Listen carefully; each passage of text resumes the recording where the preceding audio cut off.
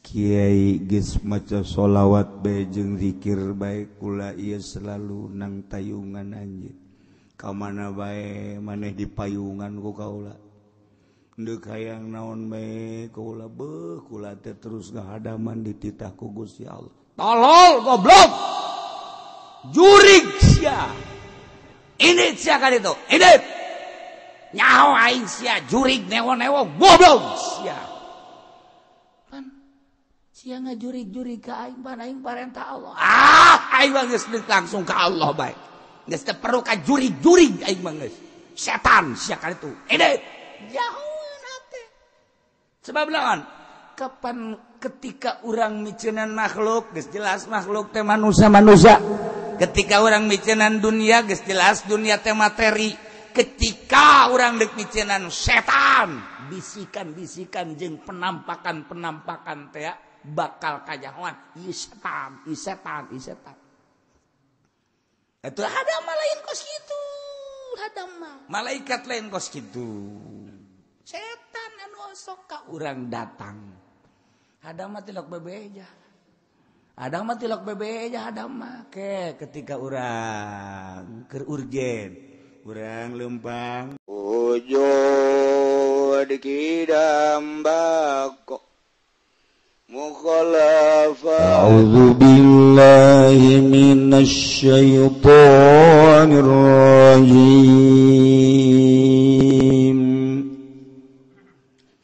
bismillahirrahmanirrahim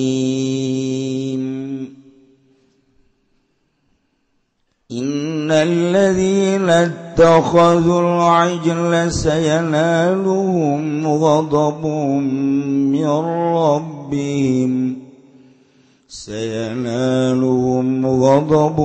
min rabbihim wa dhillatun fil hayatid dunya wa kadzalika najzil muftarin Allah alam bimaradi satuhune wong agegang pada anda daakeun ya ladzina kabeing pedet ilahan ing pangeran iku besok bakal ngenani iku besok bakal markolehum ing alladzina godobun opo kamurkaan azabun tegese siksa min rabbihim saking pangerane alladzina wadillatul lan kahinaan fil hayati dunya ing dalam kauripan dunia fa'udzibu maka den siksa ya alladzina bil amri kalawan den perintah biqats di anfusi kalawan mata ini pirang-pirang awak alladzina uduribat alaihim dhillatu ila yaumil qiyamah lan den dadaakeun ing atase alladzina apa kahinaan teu kamaring dina kiamat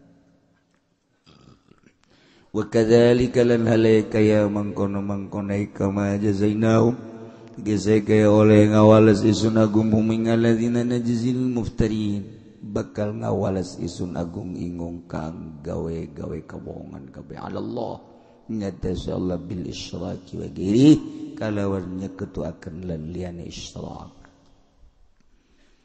walladzina 'amilus sayyiati thumma tabu min ba'daha wa amanu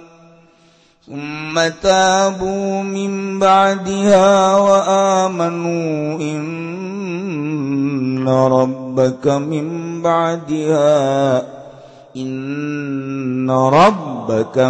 ba'daha laghafurur rahim Allah alam bimuradilan utai wong akeh kang pada ngamal ya ladina kabiasayati ing sake amal kang ala sumata bukai kari tararobat ya alladina kabiraji'u tegas babalik ya alladina kabi'anha saking sayyat min ba'diha saking sahusene sayyat wa amanulan padang imankeun ya ladina kabillahi Allah iku satune pangeran sira Muhammad min ba'diha saking sausana tobat tobat tegas tobat lagapur niku yaktika ngake ngampuran lahum kadue alladzina rahimun tur kang ngake welas bihim kalawan alladzina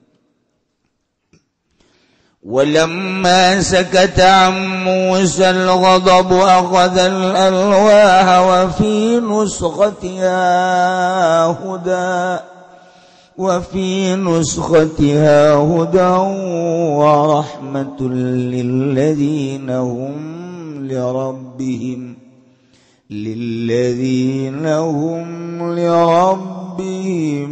يرهبون Allah alam bimuradi walam mazakatalan zaman nang sanakana tegasnya menangan Musa saking Musa pal godobu bendu akhadha maka ngalap ya Musa lalwa ing pirang-pirang lo alati alqa kang nibakeun ya Musa ing alwa wa fi nusqatiha lan iku tetep ing dalem salinanana ya alwa ay manusia qabiha tegese barang kang den tulis ya bapiha ing dalam alwa ay kutiba tegese den tulis ya mahudan wa pituduh minad dalalati saking kasasaran wa rahmatun lan rahmat lil ladzina kadawng akehum utawi alladzina li rabbihim kadue pangerane alladzina yarhabuna iku di iya alladzina kabiyakhafuna tegese wedi alladzina kabi wa udkhilal lab ladan panjingkeun apa lam alal maf'uli ing atase maf'ul taqaddumi kana narima dingin maf'ul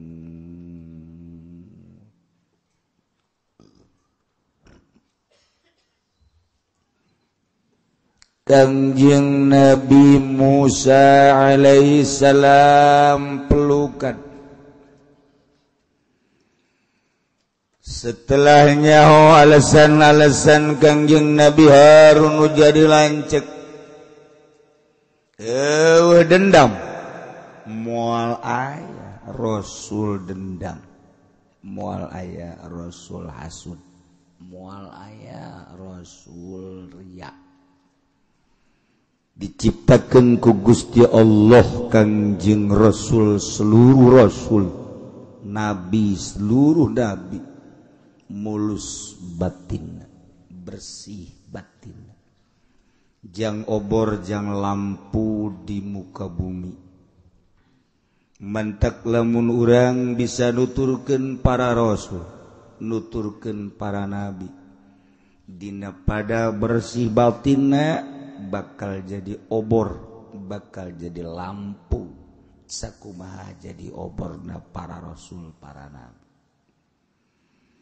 kiai mimiti dibere ilmu heula ku Allah ilmu Allah dititipkeun di kiai aju terus kiai dakwah jadi obor caang jelema ayana kiai kebelah dieuna kiaina hayang dunia kebelah dieuna hayang agung hayang mulia hayang pangkat ilu di partai ilu di organisasi ilu di macam-macam dengan niat teu ikhlas eta kiai okos lilin kumaha lilin nya angan batur-batur menikmati kebel-kebel horeng nyanana beak kabeuleum anu mantak kiai nu kuari kiai lilin moal kebel modar nyana geus batur caang nyana beak kiai lilin teh jadi kudu cara lampu mercuri caang lampuna tetep masyaallah ngabersihan batin hesek jeung sasele mimiti ulah hayang kalem ku makhluk hayang kalem naku khaliq kok bae capek jas salah saeutik hayang kalem naku makhluk bae dakwahna ge teu meunang aya camat aju ngalem bae ka camat teu meunang aya bupati ngalem bae ka bupati deureus bab kudu di alam nu teu kudu di alam bae deket gubernur di alam bae padahal nyata-nyata salah ieu kiai anu geus ngalem ka jelema nu salah ieu kiai lilin aya kuari kiai aju ulah-ulah deuleu ka sisi ka gigi ratus ya pokona aya baheulana tuh eta kiai teh kos karitu jadi lampu ongkoh beak ongkoh insyaallah kari ya sejasa ngabersihan tina hasud da sejasa al hasud la yasud jelema hasud moal dijadikeun pamimpi hasud batur maju urang gering batur kabari mobil urang bengek batur anu hebat urang anu ngap-ngapan kan ku Gusti Allah teh bersih we jana mah moal aya hasud moal aya sirik pidik deungit aya we jana geus kitu bae diciptakeun ku Gusti Allah ai wali Allah mah dengan upaya ngabersihan diri heula kumaha carana si hayang ulah hayang kalem ku makhluk hayang ku khaliq kumaha carana si ulah hayang ulah hasud kumaha carana si ulah godob kumaha carana ti godob teh aya lillah mah masalah bendu karena Allah masalah ulah bendu nafsu urang akan benduna nafsu aya wewe liwat tanya ku orang neng ka mana neng teu nembalang goblok sia tol neraka sih tanya ku babat sia kunaon marah tah pinarakaan goblok jasa lah oh tolol cek teh nafsu hei sia eta marah emang kunaon gitu teu kudu naon tuh atuh sia marah teh kos kitu tah mah hawa nafsu batur mah ditanya bae kadengen bae henteu lawa kamara nyanyi gandeng teu kadengen atuh sing sadar bae siapa hingga sagigi sadar kunaon dunya teu nembalan atuh meureunana neuleuh sia teh lain jelema kadeuleuna monyet eta di goblok nanggap monyet ka aing aingna uak burung tah eta urang teh godob tah bendu tapi aya awewe geulis ku urang ditanya neng ka mana neng oh bade ka payun bade aya naon neng bade balanja ngiring atuh mangga bae senang hate senang nyarekan henteu eta nafsu tah kos kitu tah padahal mah awewena teu make jilbab awewena ping-pingna kadeuleu tah nu deuk greget dia tah ku sebab teu make jilbab ku sebab ping-pingna diumbar tah kuduna mah bendu teh ka dinya ieu teh ku sebab ditanya nembalan seuri bendu-benduan tah eta jelema nu kos kitu bakal dikerebekeun di neraka lamun kieu mah ye goblok geus awewe tol kunaon sia nyarekan bangun gregeteun apa teu make jilbab tolol jasa ping-pingna kadeuleu goblok mending mun hideung putih tolol aja mah kunaon teh aing kabita aing hayang atuh ku sia lain henteu aing mah pokona mah goblok aing teu aing teresep jasa ka nyana sebab teu make jilbab dinyana make celana pendek ulah kamara sahanu nyaho aing kamari tas ngobrol jeung nyana kunaon tuh nyana nanyakeun sia nyana nanyakeun sia ka aing teh nyahoeun bahwa sia teh babaturan aing nyana nanyakeun bae malah mah nanyakeun nomor HP-na bener tah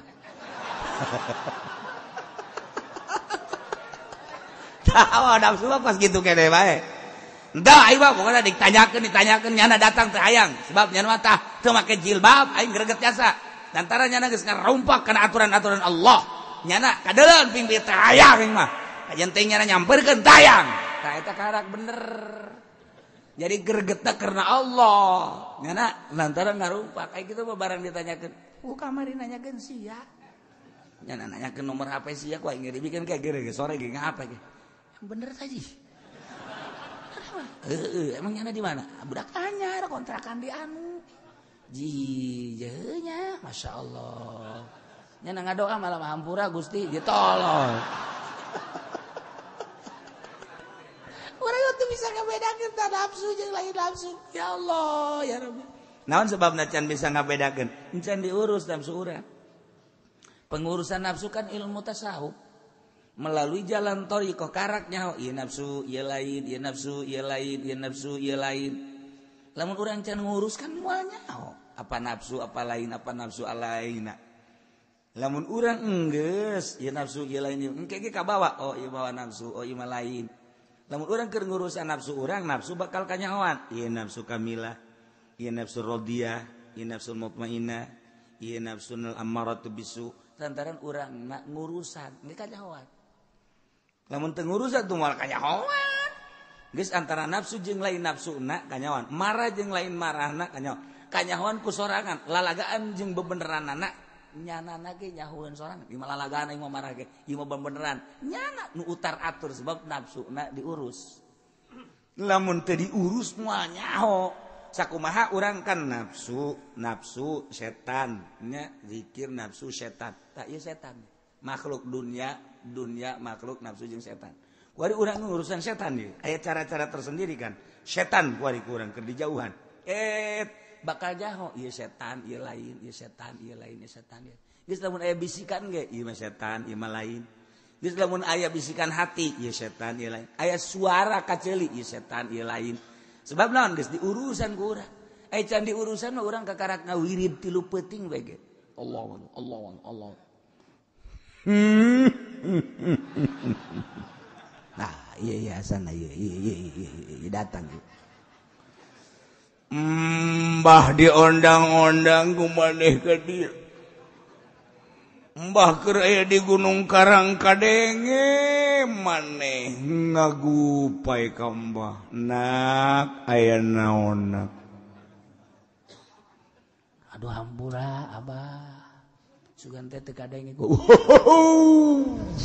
abah pengadeng salik atuh abah di dieu mangga hayang naon abah mah minta kopi pahit bae di gulaan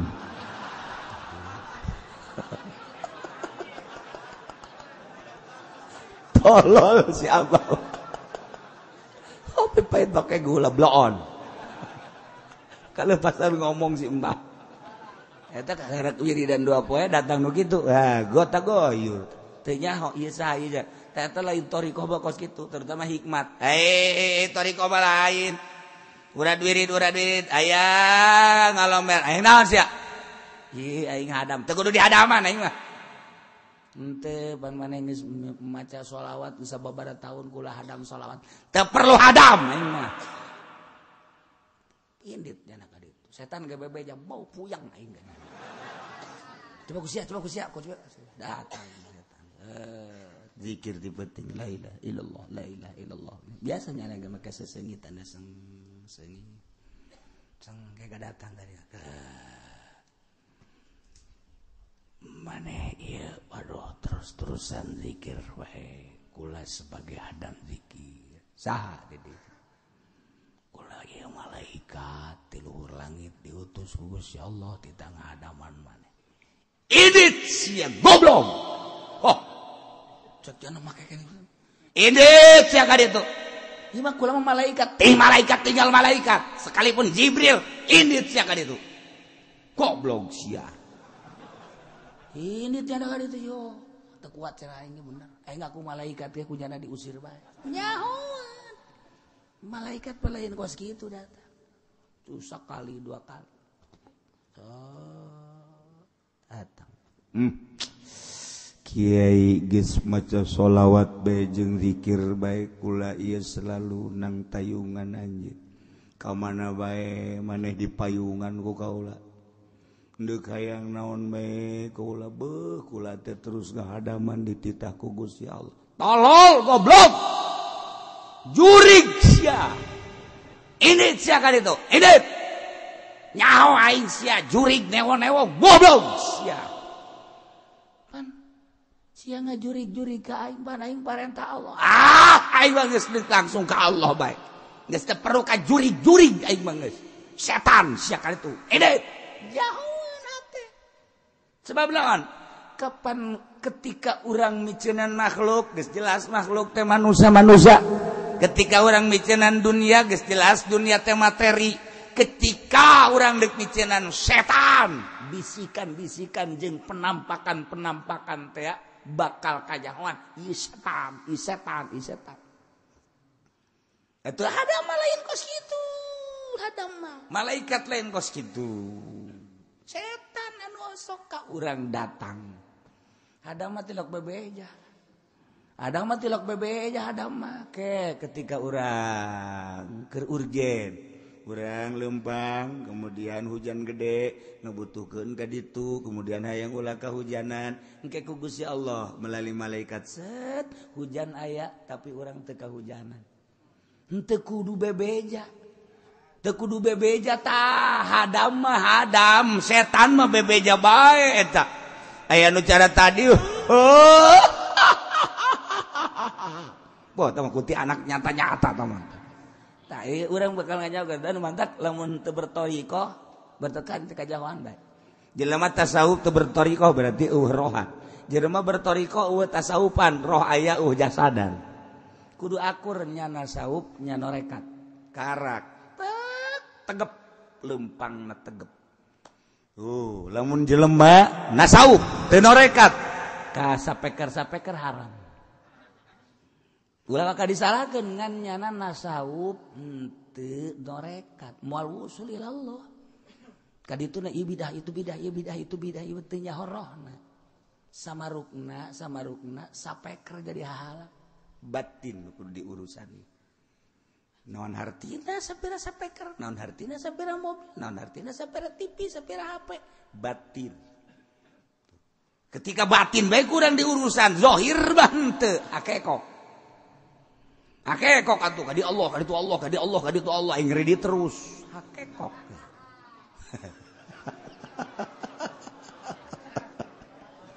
Kudu diakur ge tasawuf, jeung tarekat garak mantep. Jadi geus eueuh suuzon-suuzonan endeu ka Allah. Cara zahirna make syariat fikih, cara batinna make Ihya Ulumuddin, Minhajul Abidin, Hikam atawa melalui guru-guruna karak mantep.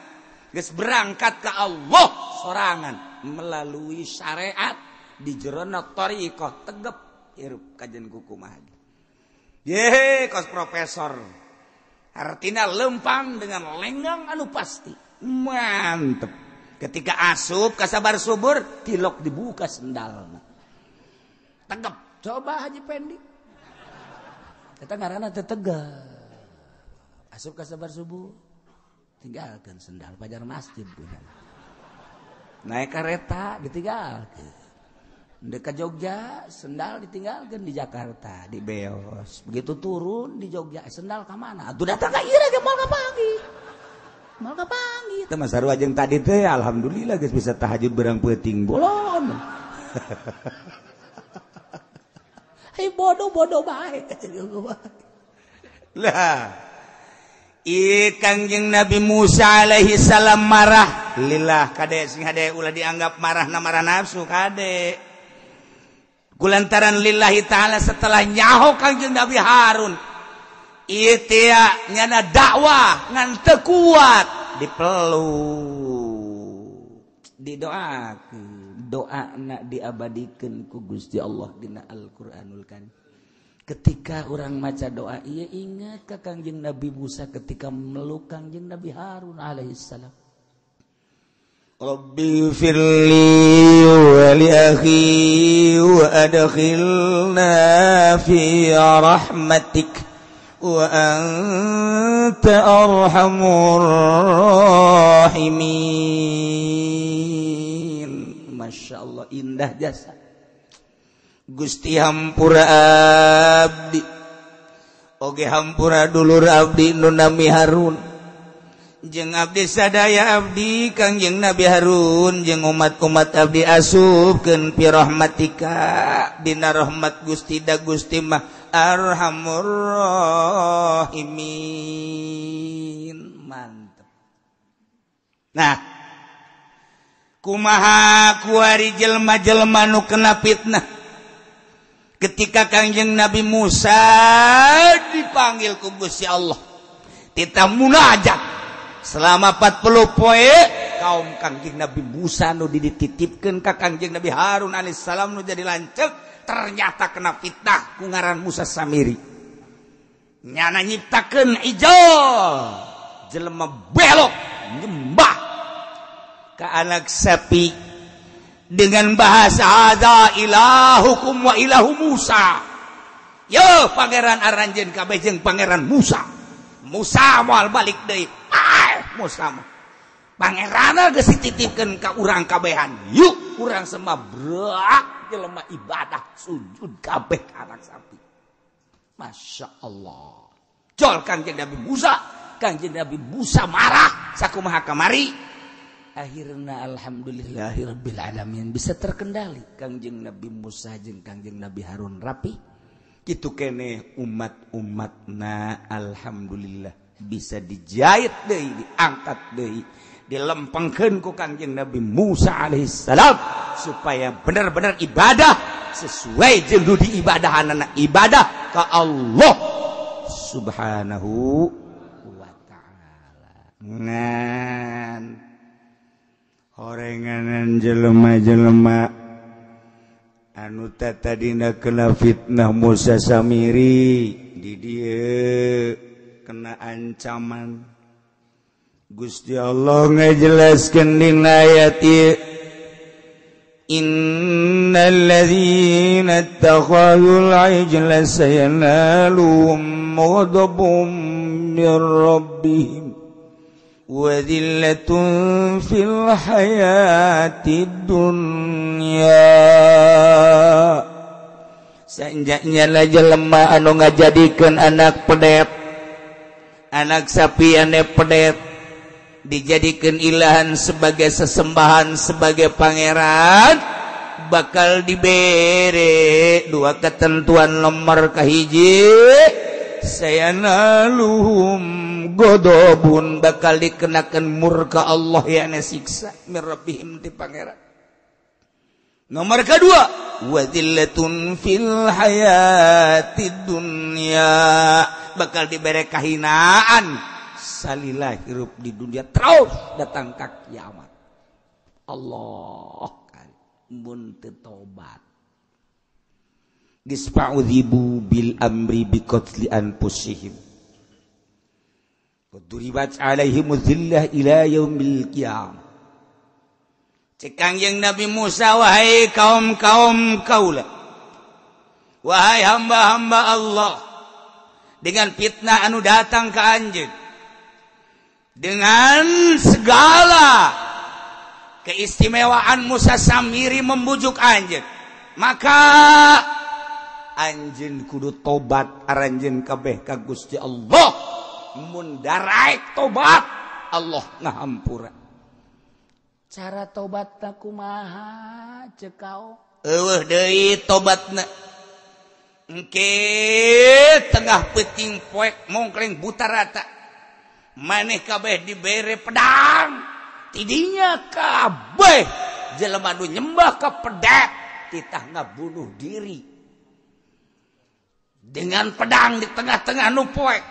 Ayo geus kupat kapit batur maehan maneh maehan batur, lamun maneh encan kapaehan keleh maneh nubles sorangan, etalah tobat. Ya Allah ya Rabbi, di zaman baheula mah tobat teh seperti kos kitu ku pohara-pohara teh. Kebiadaban jeung kabangkawarahan teh di mana tobat teh kos kararitu di zaman Kangjeng Nabi Musa. Di zaman urang mah kuari zaman Kangjeng Nabi urang eueuh kitu. Andai kata aya jelema zina kemudian nyana teu ngaku bahkan sunah ulah ngaku. Heum bae geus ku sorangan kumaha Allah bae engke di akhirat. Bahkan bisa-bisa dihampura ku Gusti Allah di umat Kangjeng Nabi Muhammad mah asal nyaan tobatna. Padahal nyana geus sababaraha kali zina ulah ngaku, ulah sok ngomongkeun zina ulah. Geus bae komo di negara Indonesia mah keur mah negara demokrasi teu diperlakukeun hukum-hukum Islam. Geus bae antepkeun ulah ngaku zina.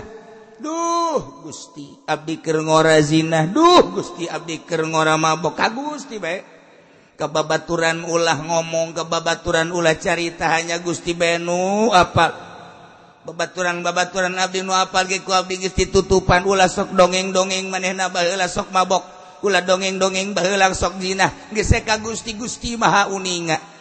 Hampura abdi geus ka Allah. Sunah tanyana teh ulah carita ka batur jeung ulah bebeja. Cukup ka Gusti Allah komo di Aja kumaha ke di akhirat? Insyaallah dihampura. Allah Maha Sagala-gala. Dengan dedeuna ka Kangjeng Nabi urang, Allah neuleuh Kangjeng Nabi urangna. Neuleuh urang nama meureun gergeteun tapi neuleuh Kangjeng Nabina. Nu manta Kangjeng Nabi mah deudeun jasa ka umatna nu kumaha ge nu penting mah iman ka Allah, iman ka anjeunna geus dijahit aya syafaatil uzma. Mun teh ulah bebeja. Da lamun bebeja batal. Bau aing keur ngorama. Bau awewe nu mana ku aing. Nuh hiji acan nu ditumpakan ku aing. Udah sok bebeja kitu lah. Jawara tinggal jawara geus tobat ka Gusti Allah.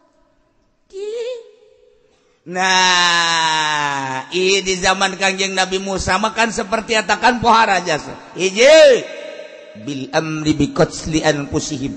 Nomor kedua, udribat alaihimuz zillatu ila yaumil qiyamah.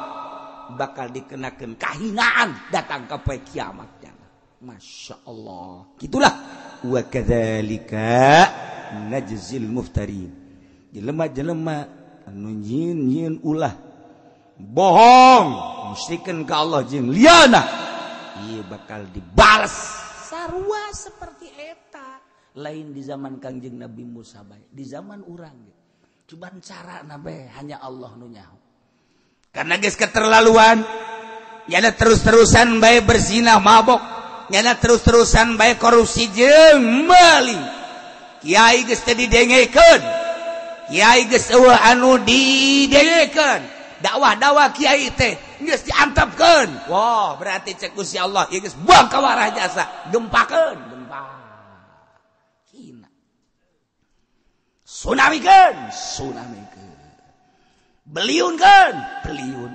Eta teh setelah kiai dakwah teh didengekeun seperti eta. Sebab baheula mah langsung bodoh diri. Ya Allah, ya Rabbi. Masya Allah.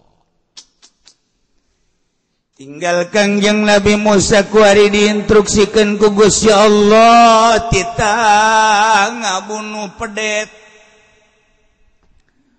Musa samirina mah geus kabur nya nama barang ngadenge Kangjeng Nabi Musa turun ti Gunung Tursina aya deui di negeri Israel. Musa samiri lumpat terbirit-birit lantaran nyaho kana kagagahan Kangjeng Nabi Musa boro-boro sepantarnya sepantar Firaun jeung para tentarana kandas ngalawan Kangjeng Nabi Musa.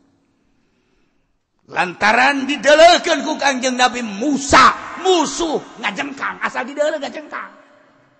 Kangjeng Nabi Musa lain lalagaan marah ngebul sirahna bakal hurung ka deuleuh ka luhur. Abu tasi Gusti Allah ciptakeun makhluk haram. Lamun ayana naon? Boro-boro mobil kontainer tah beleutik jasa mun aya mobil kontainer ngaguling ka jurang 12 meter ka handap. Kangjeng Nabi Musa mah ngan ku curug doang diangkat. Set. Lak. Lamun kuari aya Kangjeng Nabi Musa haju gergeteun ka urang sagede urang dipencet doang punya. Keluar jeung tai-taina kabeh. Kira walau gagah-gagah itu sih gitu. Masya Allah.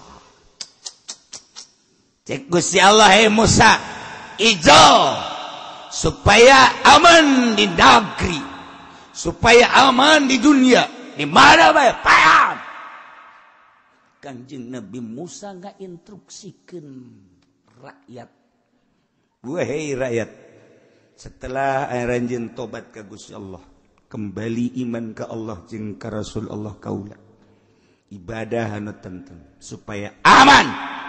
Teangan eta anak sapi bawa ka dieu urang pajet. Di teangan, Masya Allah horenganan hese jasa ditewak. Sababaraha jawara anu newak anak pedet hese bae. Benang ku benangna lesang ditewakna. Sakitu ayana dijaring ku kumaha ge jaring pararega. Paingan di pangeranan orenganan gagah eta mah anak pedet. Wara atuh. Sasada anu sakitu hebatna benang teu bisa dicekel di jaring para regat. Lapor ka Kangjeng Nabi Musa. Ya Musa Rasulullah. Ayo pedet teu benang-benang. Gelo amat sia. Tewa kamu. Teu bisa kami. Ulah ku sorangan atuh kulobaan. Geus berusaha kabing ngajaring tetep bae jaring para regat. Jaring atuh make rante. Teu kudu dibejaan ku kami ge geus dirante tetep bae rante para regat kabeh. Musa samirina ka mana? Geus teu kacaritakeun teh urusan Tuhan bae ka ditu. Bebaskeun abek. Sia main bebas-bebaskeun bae teh angan ku sia. Hese Tuhan. Ieu mewak pedet. Guys. Cek Kangjeng Nabi Musa, di mana itu pedet? Bedakeun ka kaula. Ulah ka newak. Langsung dia teh angan. Ya di pinggir gunung. Bejakeun ka Kangjeng Nabi Musa. Ya Musa. Tuh di handapan gunung. Gula ka ditu. Langsung Kangjeng Nabi Musa datang ka ditu. Ditonton ku penggede, pembesar lantaran jana geus seleh newakna Pak. Seleh newak coba Musa ku cara kumaha. Nangoh bae anak sapi teh. Begitu dulu ka Kangjeng Nabi Musa eta sapi naik ka luhur. Ka luhur gunung. Cak Kangjeng Nabi Musa sia. Sia naik ka luhur ku aing diragakeun sia paeh sia. Lamun sia cicing bae ditewak ku aing dipencit sia. Yo.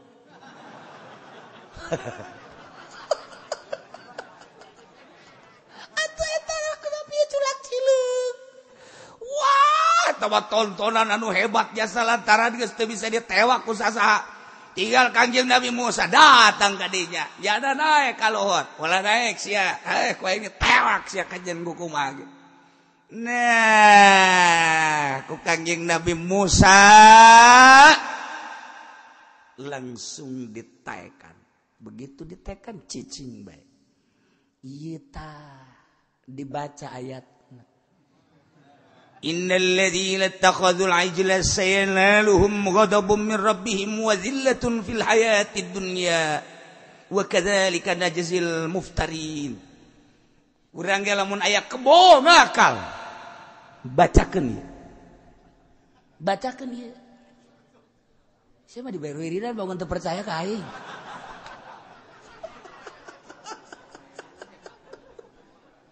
Jidu batak kula orang ngalawan kiai memang kumaha gitu. Ayat-ayat lamun geus digunakeun ku kiai, Masya Allah. Lain lalawara. Baca ayat ieu. Bacakeun ayat ieu. Aya sapi ngakal bacakeun ayat ieu. Aya kuda ngakal bacakeun ayat ieu. Aya naon bae nu ngahantem ka urang, bacakeun ayat ieu. Jarau jawara bangkawara ka urang. Anggap urang ieu teh pedet. Pedet sia. Diuk sia. Bacakeun ayat ieu. Awewe ngakal bacakeun ayat. Pedet sia. Ujian ada nurut. Nu di luar teh nyaho.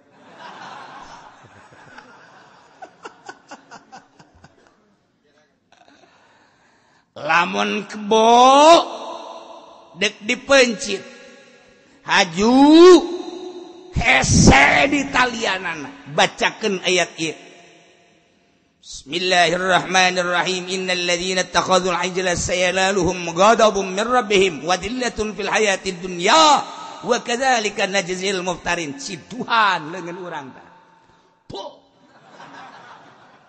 Ciduhan. Mun loba ciduhan. Usapkeun tah kadinya tah ka hulu kebo. Hulu kebo usap. Usap hulu make cidunu tadi tah. Sok cobaan. Beneran ieu Mas. Beneran ieu lain lalagaan ieu lain lalagaan. Ciduan. Kuek. Geus. Ya, geura talian nurut. Ieu jampena lain lalaga, naon bae. awewe tenurut ka urang bacakeun innal ladzina ittakhadzul ajla sayanaluhum ghadabun min rabbihim wa dhillatun fil hayatid dunya wa kadzalika najzil muftarin usapkeun ka embun-embunanana nurut ujianana aduh ya jawara menjawara bacakeun ku urang jawara marah ka urang nyada tulak cangkeng nangis lain di dieu tenang ulah gimbir setik-etik acan ieu ayat dibacakeun ku urang bismillahirrahmanirrahim innal ladzina ittakhadzul ajla sayanuluhum ghadabun min rabbihim wa dhillatun fil hayatid dunya wa kadzalika najzil sia kurang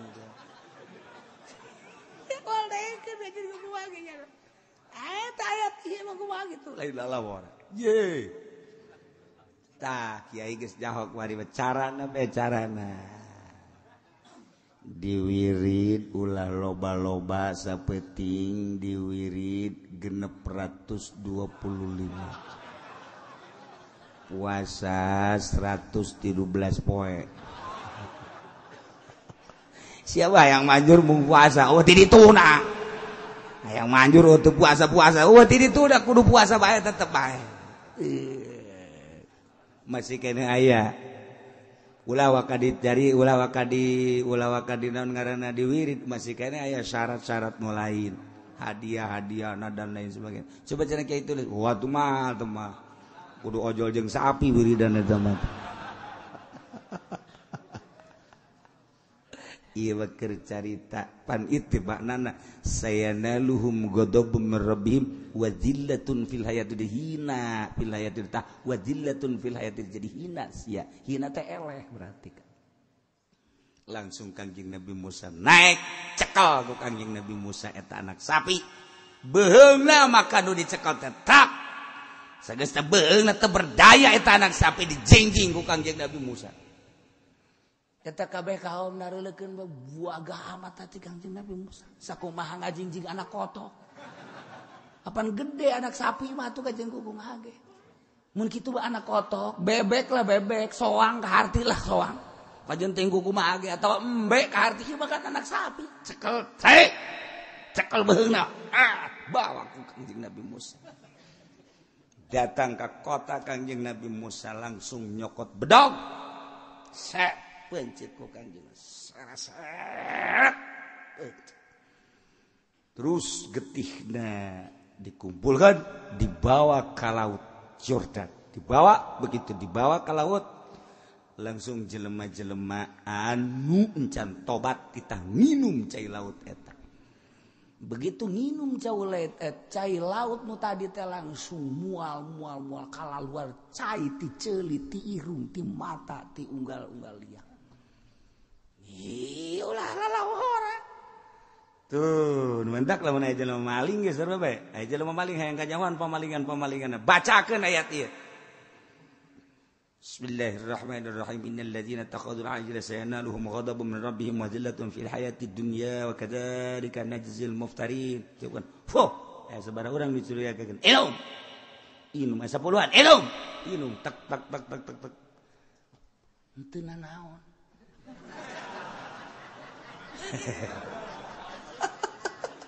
maksudnya teh aya pengaruh naon-naon apa henteu nanaon horeng nu malingna kiai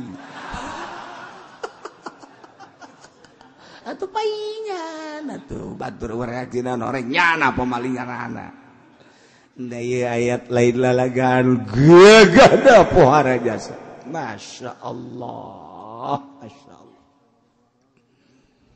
والذين اتخذوا والذين عملوا السيئات ثم تابوا من بعدها وآمنوا إن ربك من بعدها لغفور رحيم والله alam bimaradi sanya jelema ari jelema anu beramal ngagawean kana amal-amal goreng tuluy tobat iya nyabut tina kagorengan la mimba dia sabada maneh ngalaksakeun kagorengan haju amanu ngimankeun ka Allah babari jeung Allah mah inna rabbaka mim ba'diha laghafurur rahim nya pangeran anjeun mim ba'diha sabada tobat yakin